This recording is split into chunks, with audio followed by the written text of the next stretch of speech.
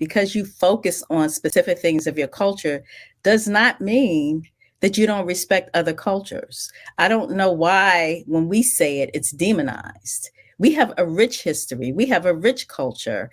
We're a beautiful people. We built this country, and we've created so many things that other cultures have adopted. So why shouldn't we be proud? Creative names: saggy pants, soul train lines that wobble dance, fish fries, collard greens, urban slang, dudes named Pookie that dozens game. I love my people. Old men on corners talking trash, tell stories of old, of times long past. Jokes and catcalls you can't escape, but they keep watchful eyes when I come home late. I love my people. I love my people. Micro braids, box braids, locks, and cornrows, finger waves, twist outs, knots, and afros. All types of textures for all types of styles. From 1 to 4C, we are so versatile.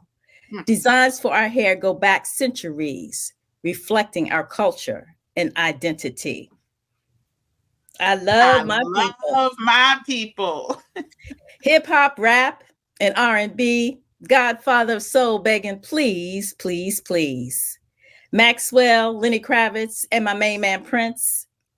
Even Lil Wayne not making a lick of sense. Jimmy, Michael, Isaac, and Ray changed musical landscapes white imitators claimed.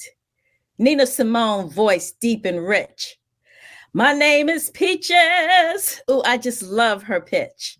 There's Ronnie, Bobby, Ricky, and Mike, from NWA to Gladys Knight. I love my people. Okay, I'm gonna go towards the end. Okay. Oh, this one I love. Solomon Harper, Sarah Boone, and Elijah McCoy, Black inventors made devices that all could employ. The oil drip cup, ironing board, hot curlers for your hair, refrigerated trucks, traffic lights, and even the folding chair. We have conceived and created on technology's behalf, including a technique for eye surgery by Dr. Patricia E. Bath. I love my people. I love my people. We are people of faith, singing praises to God. On any given Sunday, we are dressed to the nod. With our church hats, dresses, our church fans and gloves, all to show respect to the Holy One above. Through our struggles in America, God made a way somehow, leading us out of bondage from slavery to now. Martin Luther King leaned on faith in his quest to get to the mountaintop by peaceful protest. I love my people. Love my people. There's all my people who fought for the cause, endured abuse, helped change the laws. There's Thurgood, Frederick Douglass, my girl Fannie Lou, Ida B. and Malcolm. Oh, I love them too. There's Garvey, Du Bois, and the relentless Daisy Bates. There's the 44th president of the United States. I love my people. There are so many others, too many to name, from the corners of obscurity to the highest of fame. Kidnapped to this country on ships in chains, buried by Jim Crow, racism, lynchings, and pain. Still we rose to the greatest of height. We will continue to rise, never giving up the fight. I love my people. Thanks. Anytime I go somewhere and perform, I love my people. The audience has to participate. It's like after every stanza, when I point to you, you have to say, I love my people, until you get sick of it. You know what I mean? I love that. And I love the reference to the call and response songs of the past. How do we get back on track to the energy of the 60s and 70s, where it was at that time truly all for one and one for all, each one teach one, I am my brother's keeper mentality in our community. And I'm just curious, I don't think there's one, sentence or one answer, but this book I think is a step in the right direction. Mhm. But what do you see as a solution in bringing that type of energy and the love back, Mhm. to our community and with our people? You know, I think, what you're doing, what I'm doing, the people who are passionate about it, to speak up. Because we are competing with so many other things in our community. And I'm not someone who really likes to lecture young people because I feel like they have a different experience and they exist in their own space. Mhm. So I think it's good to set an example and have them come around in their own way.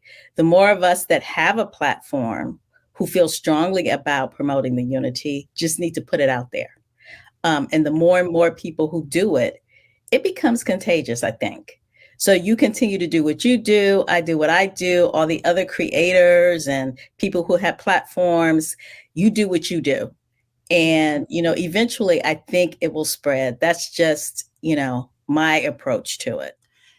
And I agree with you 100% on that. And I just want to even piggyback and say, when I started the brand Black Travel and Culture, I got so much pushback from people that look like us that, oh, you should take Black out and you should look up another word that is not so forceful and in your face. Like, look at what Travel Noir did. Like, basically, if I use the word Black, I'm going to turn people off. I'm going to get a lot of hate. I'm going to get my videos taken down or demonetized. And I never created this YouTube platform for monetization purposes anyway. So whatever's going to happen is going to happen. But I got so much pushback from just using the word Black. And knowing that, my whole, like I said, I went to college at Howard. I worked at Essence Magazine for almost 20 years. And I've been around my community and culture all my life. I have nothing to hide about it, but it's just interesting that we are being conditioned and groomed to think that we have to hide in some way, shape, form, or fashion, or make other people feel more comfortable But here's the in the thing, world. nobody else has to hide. Because you say Black, because you say African American, because you focus on specific things of your culture, does not mean that you don't respect other cultures. I don't know why, when we say it, it's demonized. We have a rich history, we have a rich culture. And my friends who aren't of African descent, they embrace it. They're saying, I love my people too, holding up the plug. And I'm okay with that. Um, I love that. so you have to be true to who you are and not be afraid. And challenge people when they try to demonize it, because we're beautiful people. We built this country, and we've created so many things that other cultures have adopted. So why shouldn't we be proud? Like Kim said, no one else has to hide their communities. Like, I go to Chinatown almost in every country I visit, and they are proud people celebrating their rich heritage. And so, Kim's book, the link to it is already in the description. So go ahead, do yourself a favor, treat yourself. Like, I so appreciate you taking out the time tonight. I appreciate you having the courage to step into your divine power, because again, this book is going to, I think, change our lives at a time where we need it. And this year is going to be, it's going to be crazy, y'all. So armor yourselves as much as you can. Give this book as a gift to those, we watch a lot of news, we get mad a lot, but this, to me, something to calm us down. And I really want you guys to not just take my word for it, but again, look at the reviews. So happy Black History Year, everybody. We are celebrating our history, our contributions all year long, regardless as to what anyone says. Go ahead and check out my full interview with Kim Singleton, a wealth of gems.